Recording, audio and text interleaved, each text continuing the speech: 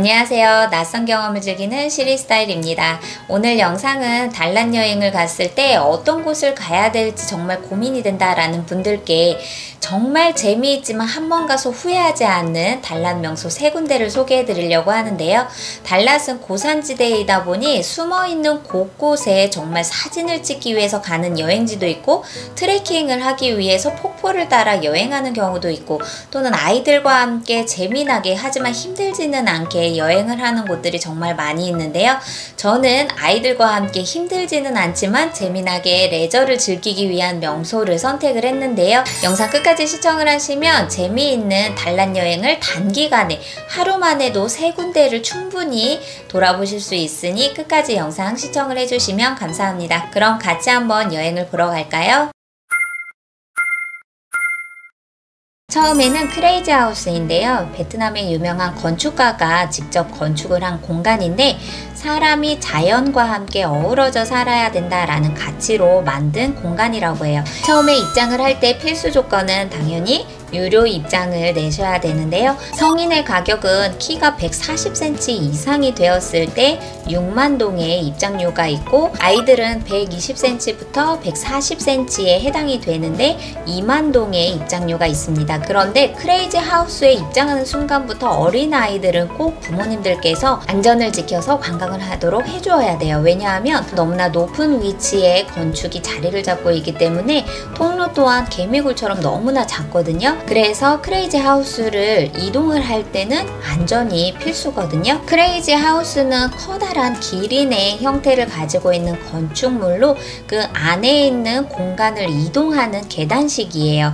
그런데 이 계단식 공간이 워낙 한 사람만 지나갈 수 있는 좁은 통로이기 때문에 꼭 질서를 잘 지켜주셔야 되는데 이 크레이지 하우스의 가장 매력적인 부분이 바로 미로 찾기 게임이라고 생각을 하시면 좋을 것 같습니다. 한번 들어가면 들어가는 통로가 개미굴처럼 엮여있기 때문에 너무나 재미있고 스릴 넘치는 공간인데요. 여기에서 미로만 찾는 것이 아니라 자연의 경관을 한눈에 살펴볼 수 있기 때문에 크레이지 하우스 꼭대기에 올라가면 달랏의 시내 전체를 돌아볼 수 있을 정도로 전경이 너무나 예쁘더라고요. 곳곳에 숨어있는 공간 모두가 다 포토존이 될 만큼 건축적으로 디자인 또한 너무나 아름답게 잘 만들어졌더라고요. 여기서 더 놀라운 거는 관광뿐만이 아니라 크레이지 하우스에서 숙소를 체크인 할 수도 있다는 것인데요. 방의 크기나 시설에 따라 각각 다르기는 하지만 베트남 돈으로 했을 때 104만 동에서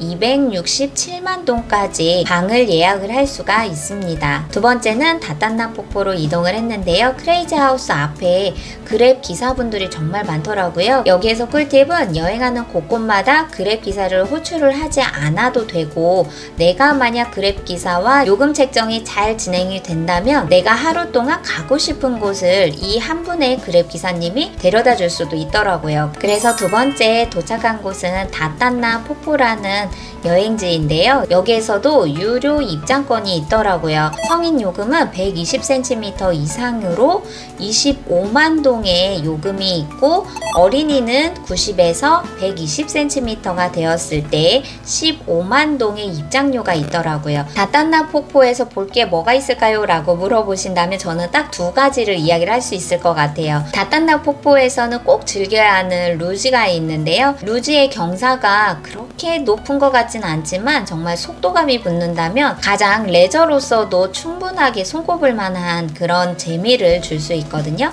그리고 루지를 타고 가다가 중간 부분에 가면 폭포를 즐길 수 있는 휴게소 같은 공간에서 정차를 하게 되는 시스템이에요. 그래서 중간에 폭포를 감상하기도 하고 또는 거기에 매점 같은 음료수를 사 먹을 수 있는 공간이 있으니까 거기에서 자연의 절경을 느끼고 포토존도 많기 때문에 사진도 정말 예쁘게 잘 나오더라고요. 그래서 다딴나 폭포에서는 힐링을 할 수 있는 공간이다 라고 생각을 하면 되고 내가 여유를 즐기면 즐길 만큼 많은 시간을 보낼 수 있는 여행지라고 저는 추천을 합니다. 달랏의 여행은 산 곳곳에 숨어있는 명소를 찾아가는 곳이기 때문에 관광지에서 놀고 그랩에서 잠을 자고 이런 식으로 여행을 즐겼었던 것 같아요. 그럼 이렇게 해서 도착한 세 번째 여행지는 바로 몽고랜드인데요. 90cm에서 130cm의 어린이가 입장을 할 때는 물을 포함한 티켓을 예매를 할 때는 6만 동이고 물이 아닌 음료를 포함한 입장료를 했을 때는 8만 동으로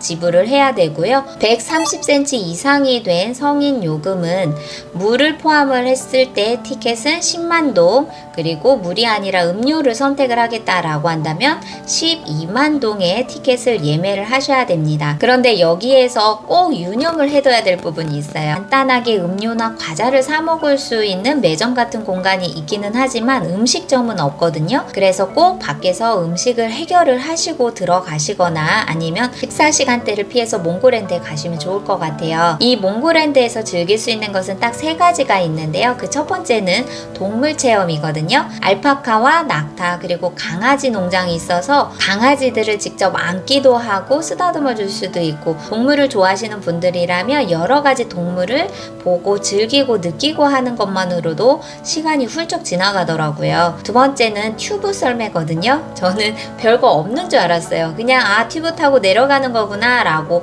생각을 했는데 정말 처음에 타고 나서 완전 깜짝 놀랐어요. 튜브 썰매를 탈 수 있는 길이는 그렇게 길지 않기 때문에 한 10초면 내려오거든요.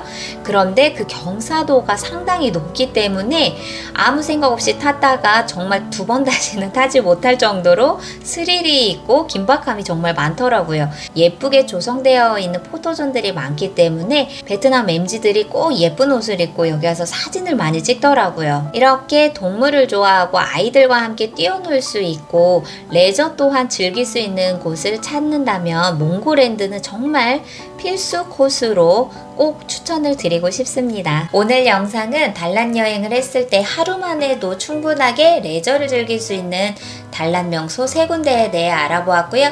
다음 시간에는 나트랑에서 여행을 할 때 꼭 필요한 정보들에 대해 다시 갖고 오도록 하겠습니다. 그럼 우리는 다음 시간에 또 만나요.